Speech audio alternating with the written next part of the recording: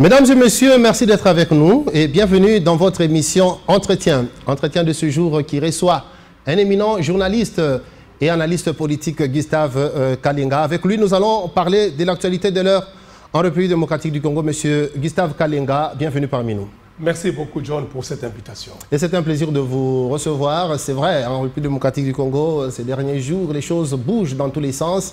Au palais du peuple, l'union sacrée qui, l'on croyait unie, semble marcher en ordre dispersé. Nous allons aussi parler de la situation sécuritaire à l'est de la République démocratique du Congo et le gouvernement qui s'est fait attendre, mais d'emblée, M. Kalinga.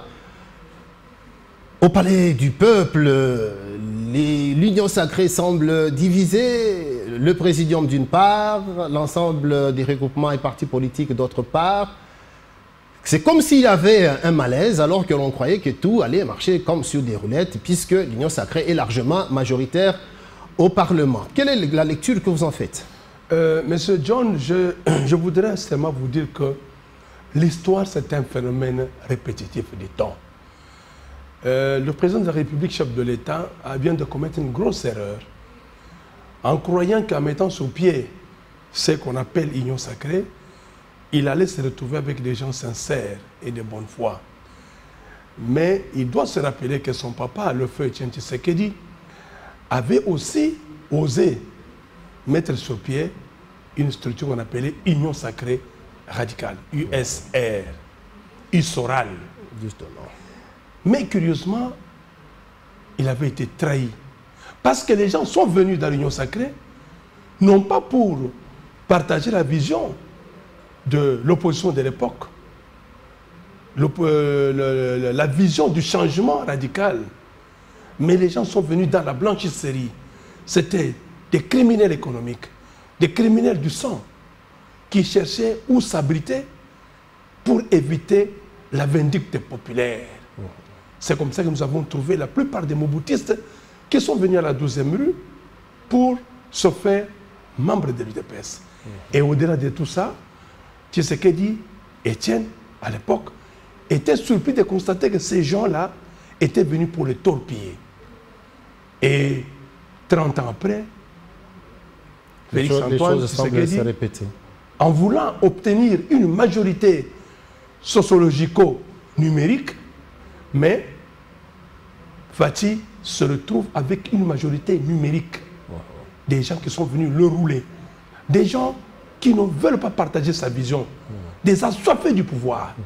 C'est comme ça que, sachant très bien que l'enjeu aujourd'hui, c'est 2028.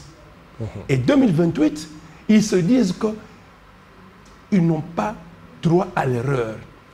Dans toutes les officines, dans tous les salons politiques, les gens réfléchissent en termes de positionnement, oui, pour la fin du deuxième mandat de Félix Tshisekedi. Voilà. Mais le problème ici, c'est quoi?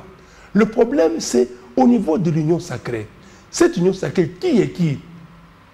Qui est véritablement acquis à la cause du changement, acquis à la cause de la vision du chef de l'État?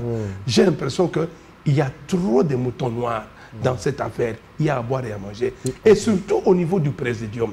À boire et à manger. Par exemple, actuellement, la goutte d'eau qui a débordé le vase, c'est surtout la décision du présidium d'aligner une liste des candidats aux différents postes du bureau de l'Assemblée nationale. Mais cette liste ne ferait pas l'unanimité de tous les regroupements et des partis politiques. Moi, je crois que c'est de la malhonnêteté politique. Quand vous adhérez à la vision de quelqu'un, vous adhérez à la démarche politique de quelqu'un, au nom d'une grande famille, au nom de la machine politique qui est celle de l'Union sacrée, donc vous avez accepté d'accompagner le chef de l'État pour qu'il obtienne un second mandat. Donc automatiquement, vous devez accepter. C'est comme dans toutes les rédactions. Chez Digital, vous avez la ligne de conduite. Chez Télé, c'est quand il y a une ligne de conduite. Ici, on appelle la ligne éditoriale. Voilà, cette ligne de conduite, c'est celle tracée par le présidium, parce que ce qui s'est dit, c'est que le présidium s'est transformé en un organe dictatorial. Tout à fait, il n'y a pas de dictature. Du moment où vous acceptez, vous avez, mon cher ami John, pendant la campagne électorale, il y a des gens qui ont été élus, tout ça parce qu'ils ont mis la photo de Félix et du chef de l'État sur leurs effigies. Donc, automatiquement, vous êtes dans la secte. Mais le chef de l'État donne sa ligne de conduite à travers un présidium. Donc, vous êtes obligé de suivre cette ligne de conduite. Et c'est peut-être parce que vous n'avez pas suivi Steve et Lambert Mende. Eux, ils ont dit, voilà, l'Union sacrée n'a qu'un seul chef, c'est le président de la République. Il faisait allusion au président. Non, Lambert Mende et Steve Mbikaï ne sont plus des modèles dans le paysage politique de ce pays. Ils sont parmi les gens qui créent des crack-boom. Ce sont des gens qui créent du désordre dans le microcosme de notre politique de ce pays. Nous connaissons leur passé.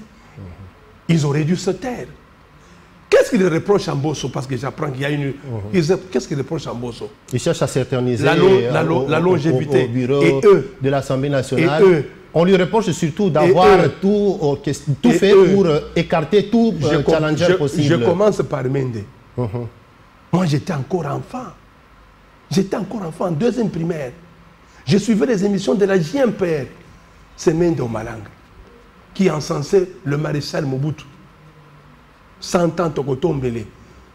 Mende, jusqu'à aujourd'hui, il est toujours sur la scène politique. Steve Mbikaï, je ne peux rien parler de lui. Je sais d'où il vient. Donc, ce sont des gens... je m'excuse beaucoup, ce sont des gens... Ils n'ont rien à reprocher à Mbosso. Ils ont accepté d'adhérer à la vision du chef de l'État. Ils ont accepté d'adhérer à la dynamique de la majorité. Donc, la ligne éditoriale, le mot d'ordre sur le ticket qui a été tracé.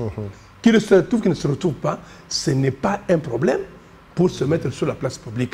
Mais au-delà de tout ça, M. John, il y a des agendas cachés. Mais qu'est-ce que vous répondez d'ailleurs à ceux qui pensent que c'est une liste bis repetita de ce que le président m'a présenté, c'est-à-dire Mbosso Nkodia, qui écarte carrément tous les challengers possibles et à tous les postes du bureau de l'Assemblée nationale des candidatures uniques, sauf pour Dominique Mounongo, curieusement, qui est candidate de l'opposition au poste de rapporteur adjoint, qui a un adversaire, Constant Moutamba.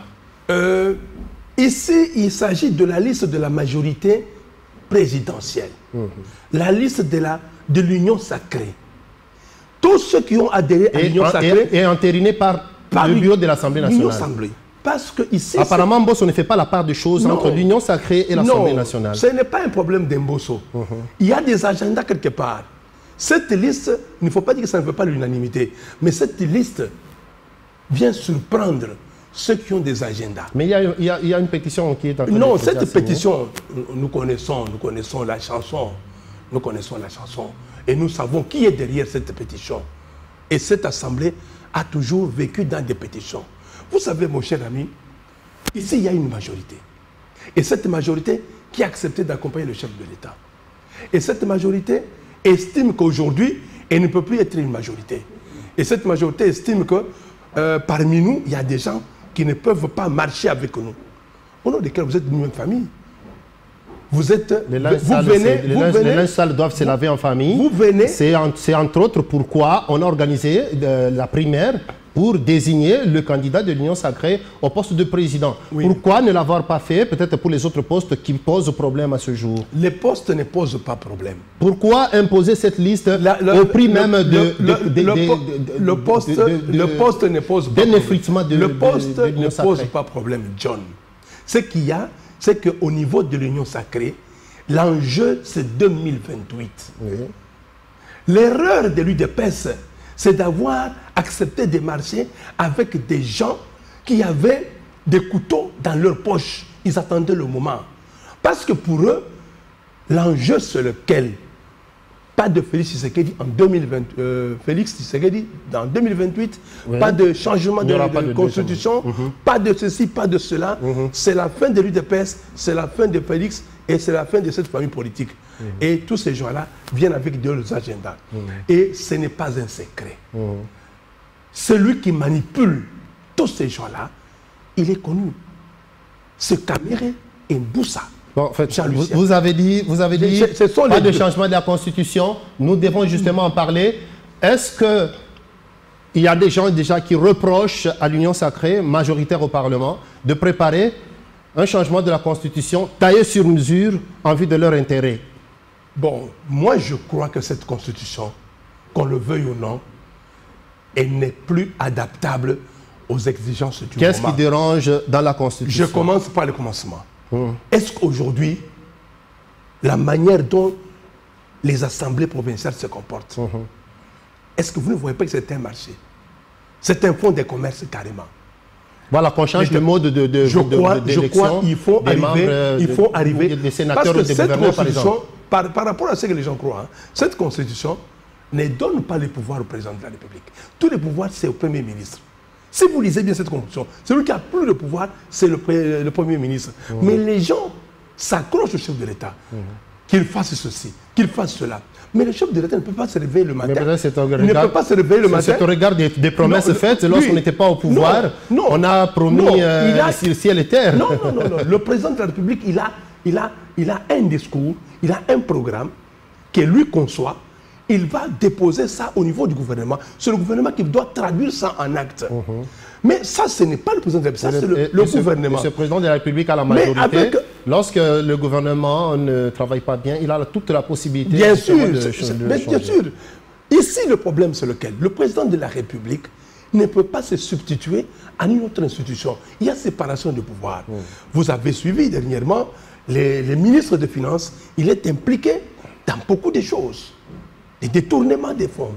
Mais ce n'est pas au président de la République de se réveiller le matin, d'appeler le procureur ou le ministre de la Justice afin que ces gens puissent être traduits en justice. Mais le procureur, qui est maître de l'action publique, devrait se saisir d'office et faire marcher l'affaire et traduire ces gens en justice. Et pourquoi c'est la ministre de la Justice n'instruit pas comme elle l'a fait pour les députés provinciaux de la Mongala? C'est la question que les gens sont en train de se poser. C'est comme ça qu'il faudra revoir cette constitution. Elle a tellement de lacunes. Regardez aujourd'hui, le président de la République a prêté serment le 20 janvier. Il a prêté serment le 20 janvier, président de la République. Mais jusqu'à aujourd'hui, nous n'avons pas encore de gouvernement. Pourquoi? Il fallait attendre que les députés provinciaux, les députés nationaux puissent commencer le travail, puissent être installés. Toutes les institutions puissent être installées en bonne et due forme. Et ça prend combien de temps? La proclamation, les contentieux.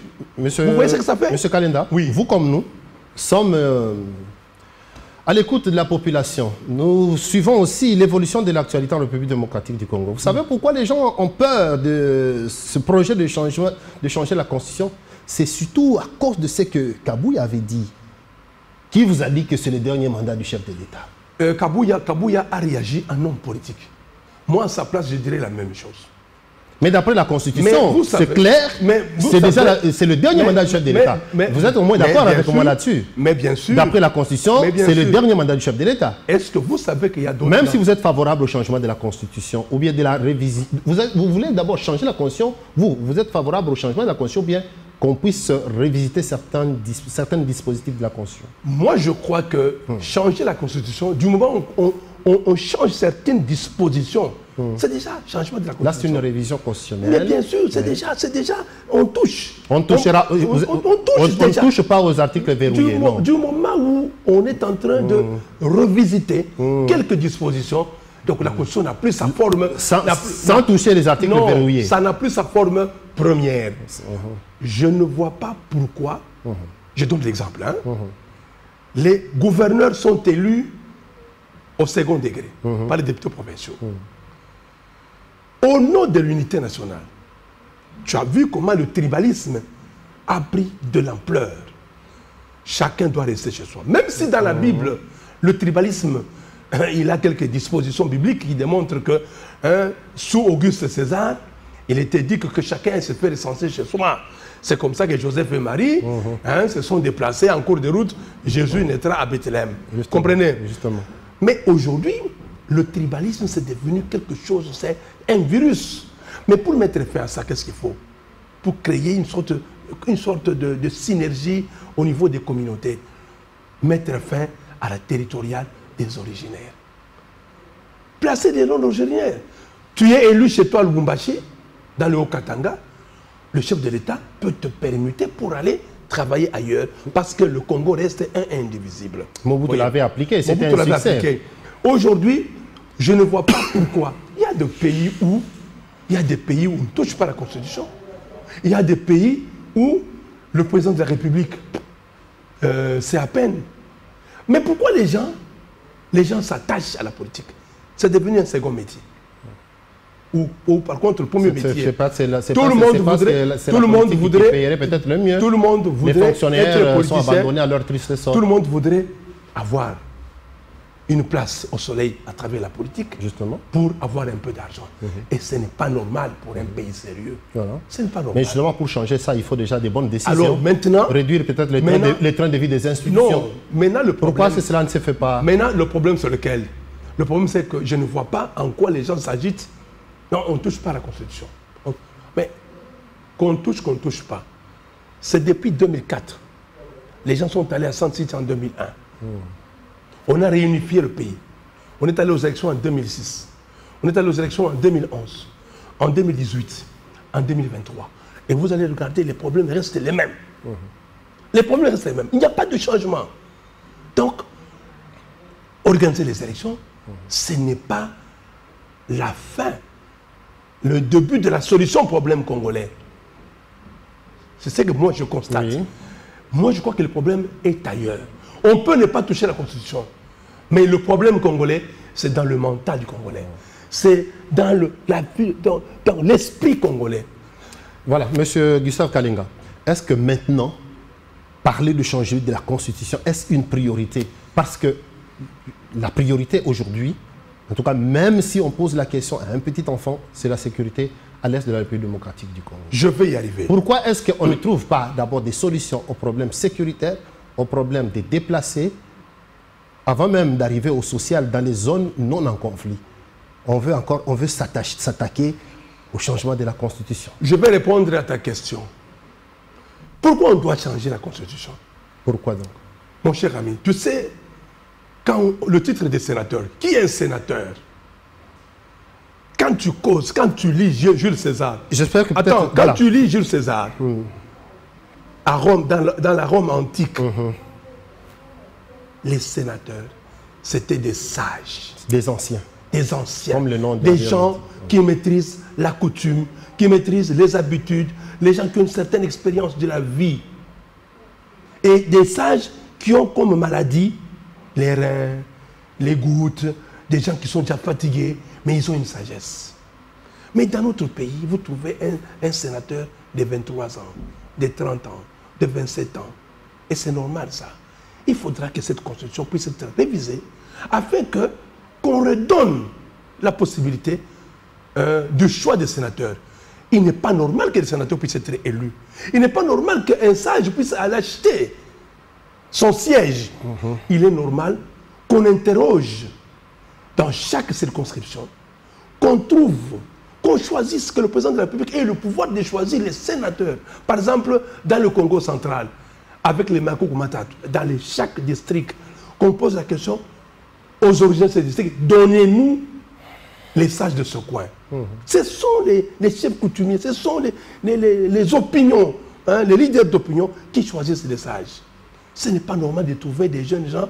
J'ai suivi dernièrement, il y a 3 jours, non, on a mis le bureau d'âge. Il y a un aîné et le Benjamin, et les 2 Benjamins.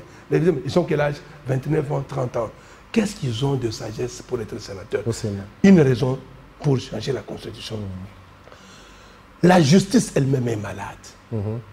Il faudra qu'on révise la Constitution pour donner un pouvoir. Mais déjà, la Constitution consacre déjà la séparation du pouvoir. Non, la Constitution consacre la séparation du pouvoir et maintenant l'applicabilité.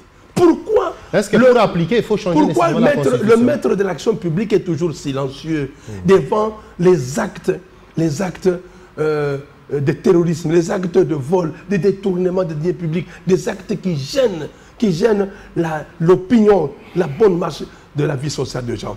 Mais au-delà de tout ça, je voudrais ne pas me perdre. Ce qui se passe au palais du peuple aujourd'hui, c'est de la rébellion pure et dure. Et je crois que le président de la République avait, comme j'ai dit dans l'introduction, il avait commis une grosse erreur dans sa vie de créer un présidium. Parce que ce présidium, chacun a ses agendas cachés. Je peux revenir. On a présenté la liste. Donc d'une certaine manière, vous reconnaissez que le présidium n'est pas très fiable. N'est pas fiable, il ne joue pas un vrai jeu parce que le président de la République ne peut pas être au four et au moulin. Il a préféré donner un certain pouvoir à quelques personnalités qui représentent les forces sociologiques de chaque province. Or, ces personnalités sont toutes en train de tirer les draps, chacun tire les draps de son côté. Chacun tire son drap de son côté, parce que tout le monde estime que c'est le dernier mandat. Maintenant, c'est la course au pouvoir. Il y a ceux qui disent que c'est l'accord de Nairobi qui doit être relancé. Et cet accord-là, c'est ce qui est à la base de cette agitation. On dit aux gens, faites le mémo, parce que tel ne peut pas partir, tel ne veut pas partir. Non, c'est de la rébellion. Et je crois aujourd'hui, regardez la liste qui a été... Mais à quel niveau situez-vous cette rébellion? Vous dites que ce n'est pas sauvetage du peuple, c'est la rébellion. Vous reconnaissez quand même que le présidium ne joue pas franc jeu. La rébellion se situe à quel niveau? Au niveau du présidium ou au niveau des regroupements et partis politiques qui ne sont pas d'accord avec ce présidium? Non, au sein du présidium, il y a des individus qui manipulent la base. Le problème, c'est le présidium. Parce que moi, je ne vois pas comment Mbosso, qui est membre du présidium, n'est-ce pas? Et un des signataires du mémo, il vient de quel regroupement? Il vient d'un regroupement de l'Union Sacrée, dont le chef est aussi membre du présidium, collègue Mbosso. Donc, moi, je ne vois pas comment l'enfant d'un voisin peut jeter une pierre sur un autre voisin qui est papa comme lui, qui est papa comme son père. Vous estimez quand même qu'il soit normal que Mbosso Kodia, qui a dirigé le bureau d'âge de l'Assemblée nationale, et bien avant d'ailleurs le bureau de l'Assemblée nationale, le bureau définitif, sous l'Union Sacrée, vous trouvez normal qu'à cet âge, qu'il continue toujours à être au bureau? Le politicien, la fin de la vie d'un politicien, c'est quand il meurt. C'est quand on le met dans le cercueil. Tant qu'il sera vivant, il est toujours politique. Il va poser des actes politiques parce qu'il a toutes les facultés. Vous êtes journaliste. Et au nom de quelle loi on jette des pierres à Mbosso? On ne jette pas des pierres à Mbosso pour rien. Parce que Mbosso, avec le ticket qu'on a présenté, c'est un ticket qui est venu bloquer les agendas cachés de certaines personnes. C'est ce qui s'est dit d'ailleurs. Donc, paraît-il que, justement, on impose à tout prix Mbosso pour faire barrage à celui-là qui est sorti président. Parce que celui qui est sorti président. On ne le voulait pas, mais non, la nécessité d'organiser cette primaire l'a imposé. Parce qu'il ne faut pas dire qu'on ne voulait pas de lui. Parce qu'en lui-même, il y a le virus de la déstabilisation de l'Union Sacrée parce qu'il a des ambitions pour relancer l'accord de Nairobi. Mais est-ce que l'Union Sacrée doit être au-dessus des intérêts de la République? Non. Parce que ceux qui ont voté pour lui... Écoutez, c'est une famille politique. Justement, il y avait des réactions le jour de la primaire. Ceux qui ont voté pour lui, en majorité, ils ont dit, voilà, c'est le meilleur président de l'histoire de l'Assemblée nationale que l'on ait connu. Pour justement redonner ses lettres de noblesse à l'Assemblée nationale de la République démocratique du Congo, il faudrait que lui... Il a été le meilleur président. Mais les kabylistes te diront que nous l'avons chassé parce qu'il ne jouait pas le franc jeu pour imposer la vision de Joseph Kabila à l'époque des faits. 15 ans après, il veut revenir. Mais dans les crack-boom, et les gens découvrent déjà qu'il ne joue pas le franc jeu. Répondez à un journaliste, est-ce que Kamere fait peur? À qui? À l'Union Sacrée? Non. Il ne fait pas peur à l'Union Sacrée. En politique, on a des stratégies. En politique, il n'y a pas de cadeau. En politique, il n'y a que des intérêts. Il vient comme politicien. Il a ses intérêts à lui. Et les autres aussi doivent défendre leurs intérêts. Et dans ses intérêts, il estime que 2028, c'est pour lui. Il estime que 2028, c'est pour lui. Il estime qu'on l'a roulé dans l'accord de Nairobi. Maintenant, il a mobilisé les gens.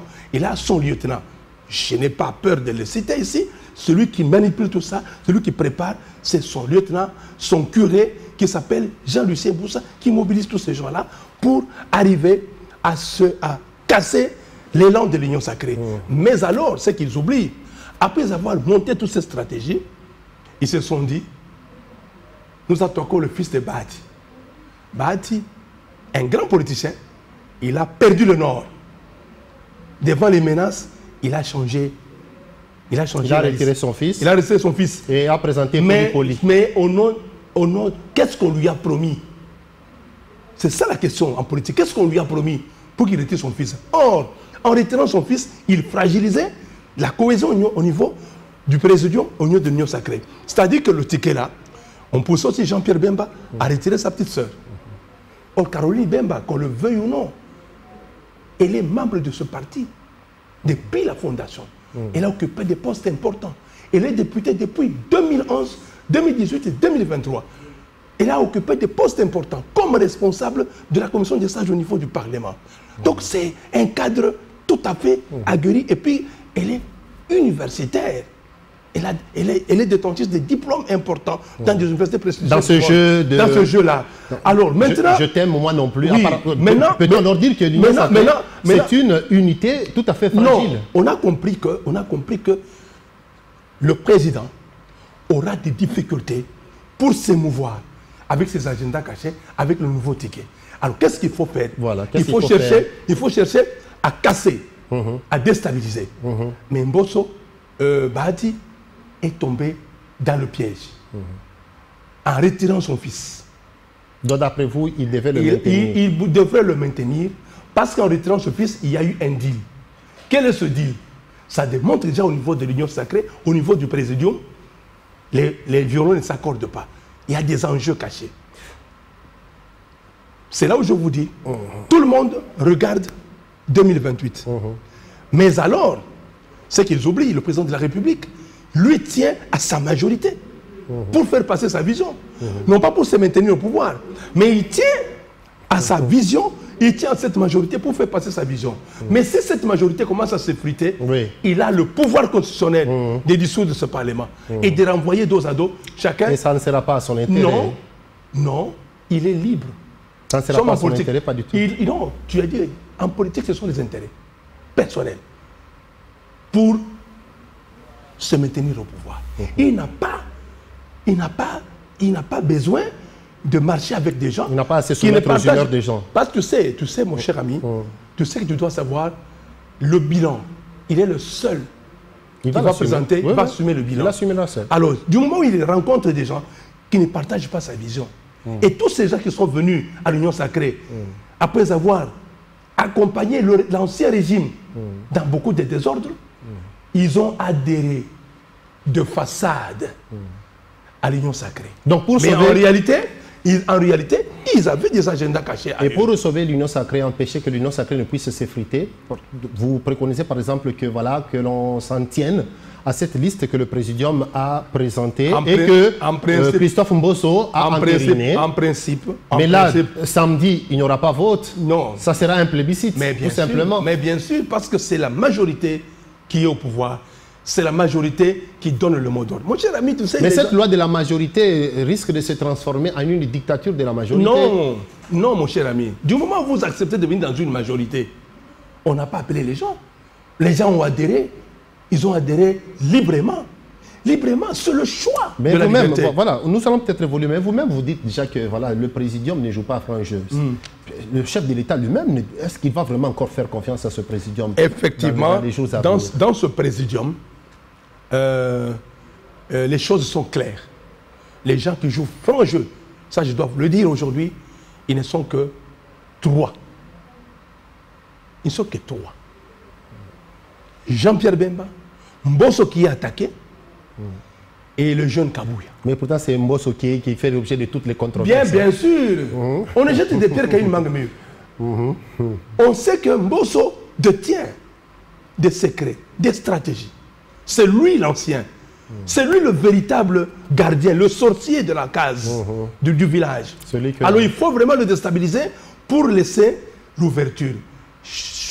La chose sera très compliquée. Au moment où ils sont en train de réfléchir, les autres aussi réfléchissent. Et c'est toute cette quête de positionnement égoïste qui peut aussi justifier le retard pris pour la formation du gouvernement. Non, le retard pris par la formation du gouvernement, c'est la Constitution qui ne donne pas au président de la République de violer la Constitution en nommant les gens brutalement. Il faut attendre toute la procédure. Mais il y a déjà une première ministre nommée depuis le 1er avril. Le Premier ministre est là. Mais le gouvernement, les membres viendront des familles politiques. En attendant. Qu'est-ce qui bloque, qu'est-ce qui empêche à la Première ministre? Elle a mené des consultations qu'elle avait annoncées pour une semaine. Oui. Nous sommes largement au-delà d'un mois. Et vous estimez que les candidats qui vont venir au sein du gouvernement, ils viendront comme ça? Ce sont des gens qui viennent des consultations en interne. C'est déjà au niveau interne. Les gens ne se mettent pas d'accord. Je tiens à vous dire ici. Voilà pourquoi j'ai dit. C'est peut-être toute cette quête de positionnement égoïste qui peut aussi justifier ce retard pris sur la formation du gouvernement. Donc. Le cardinal Ambongo l'a dit.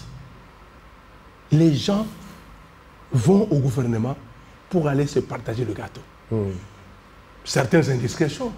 Il y a certains chefs de partis politiques de regroupement. Et ce partage de gâteau s'est fait en écartant les autres. Non. Quand tu deviennent frustrés. Mais quand tu envoies sur la liste des membres du gouvernement, tu envoies ta femme, tu envoies tes enfants. Tu trouves ça c'est normal? Les autres membres du parti, ils étaient où? Vous les placez où? Ça c'est tout un problème. Parce qu'on a vu même les gens de l'Union sacrée aller rejoindre la rébellion. Non, c'est-à-dire que il ne faudrait pas, il ne faut pas réduire le Congolais jusqu'à ce niveau-là. Moi, ici, je rends hommage à Etienne Tshisekedi. Comme chef de l'opposition, jamais il n'a pris des armes. Aucun de l'UDPS n'a traversé pour aller prendre des armes. Parce que la Bible dit, qui se sert de l'épée, périra par l'épée. Mais on cite quand même le porte-parole du M23 qu'il serait de l'UDPS. Non, nous connaissons les gens de l'UDPS. Nous connaissons les gens de l'UDPS. L'UDPS est devenue une blanchisserie, comme à l'époque de Etienne Tshisekedi. Et c'est ça, cette ouverture que la 12e rue a offerte à tous ces politiciens de second degré. Avant de passer devant la population, je suis de l'UDPS. Il y a d'autres personnes qui ont été élues sous le label l'UDPS. Mais en réalité, ils avaient d'autres casquettes. Ça, ce n'est pas un problème. Aujourd'hui, notre problème consiste à dénoncer le comportement machiavélique de nos frères qui se disent de l'Union sacrée, qui refusent de suivre le mot d'ordre. Parce que moi, je ne vois pas, quand je suis dans une famille, la famille a déjà dressé son programme, nous devons nous incliner. Je vais vous donner un exemple. On est en train d'attaquer Mbosso. Ça, c'est ici. À Kinshasa, on parle du peuple. Mais dans l'Ubangi, on attaque la famille Bemba. Tout simplement, que ce soit Bemba, que ce soit Mbosso, ce sont des personnalités qui ont juré, qui sont restés attachés à la vision du chef de l'État. Et par conséquent, qu'est-ce qu'il faut faire? Il faut les neutraliser, les déstabiliser. Et vous allez voir les mémos qui circulent à gauche, à droite. Dans l'Ubangi, on s'attaque à Caroline. Voyez. Et donc, d'après Gustave Kalinga, journaliste et analyste politique, toutes ces attaques contre Christophe Mbosso Nkodia sont au fait des attaques contre le mandat de Félix Tshisekedi. Effectivement. Vous allez comprendre que sous le régime passé, il y avait un narratif qu'on avait placé dans l'opinion. Tu comprends? Si tu te souviens de cette narrative. Bon, en fait, donc on a placé, on a tribalisé le débat politique en disant attention avec cette tribu. Le jour où ils vont prendre le pouvoir, ils vont vous mater. Et aujourd'hui, tu sais qu'il est au pouvoir. Il est d'une certaine tribu. Et dans l'imaginaire populaire, on dit aux gens quoi? Mais vous-même, au début de l'émission, vous avez parlé du tribalisme qui a sérieusement refait sur place en RDC. Hein? Non, le tribalisme c'est devenu une seconde nature. C'est dangereux. Moi, je vais te rappeler quelque chose, mon cher ami. Et qu'est-ce que le chef de l'État fait pour ça? Non, il est le garant des institutions. Il est le père de la nation. Il préfère mettre le garant aussi de la cohésion nationale. Il préfère mettre tout le monde. Moi, je vais vous rappeler quelque chose. À la conférence nationale souveraine, Monseigneur Mosengo, d'heureuse mémoire, président de la CNS, en 92, le conflit Kassaye-Katangé, à Lubumbashi, il a pris la parole à l'époque. Chers conférenciers, faisons attention. Ne donnons pas l'occasion aux Kassaïens de prendre conscience qu'ils ne sont pas aimés dans ce pays. Le jour où les Kassaïens prendront conscience, même les générations futures, nous allons vivre ce qu'on ne vit pas. Je suis en train de me poser la question aujourd'hui. Le comportement de ces jeunes gens des motos, le comportement d'une certaine opinion kassaïenne, c'est un début de prise de conscience. À travers ce qu'on appelle les forces de progrès, le Kassai, tout ça, est-ce que ce n'est pas cette prise de conscience? Ça, c'est la question que je me pose. Est-ce que Monseigneur à l'époque n'était-il pas prophète?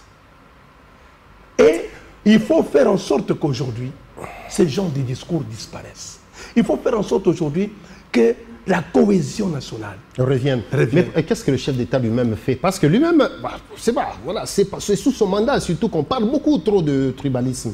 Il est le garant de l'unité nationale, de la cohésion nationale. Qu'est-ce que lui il fait pour qu'il n'y ait pas de tribalisme? Parce que la cohésion nationale, d'ailleurs, elle est aussi nécessaire pour ramener la sécurité. Lorsqu'un pays est attaqué, ce pays a besoin de la cohésion nationale pour arriver à se défendre. Tu sais, ici, je rends hommage au discours de Kabouya. Tu sais, il y a des provinces où le tribalisme, c'est devenu, comment je peux dire, c'est devenu une vie, hein? Une seconde nature. Une seconde nature. Mais il y a des provinces comme à l'Équateur, non, les tribalistes me disent, mais non, non. Mais il y a des provinces dont j'étais le nom. Et Kabouya a été obligé de dire aux Kassaïens, quand bien même ils avaient des ambitions.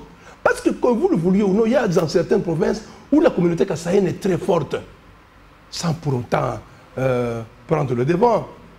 Il y a des communautés, des autochtones, pour être élus, ils se sont référés à la communauté kassaïenne. Si tu n'es pas venu des Kassaïens dans ce coin-là, tu n'es pas élu. Mais dire à ce Kassaïen, non, vous n'êtes pas éligible, c'est injuste.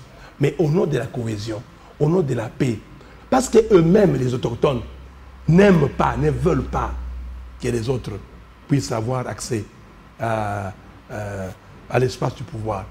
Kabouya a dit, vous êtes des migrants, laissez la place aux autochtones. C'est une façon de répondre aux préoccupations, aux désirata des autochtones qui ne veulent pas des autres. Dans le souci toujours de cette cohésion nationale.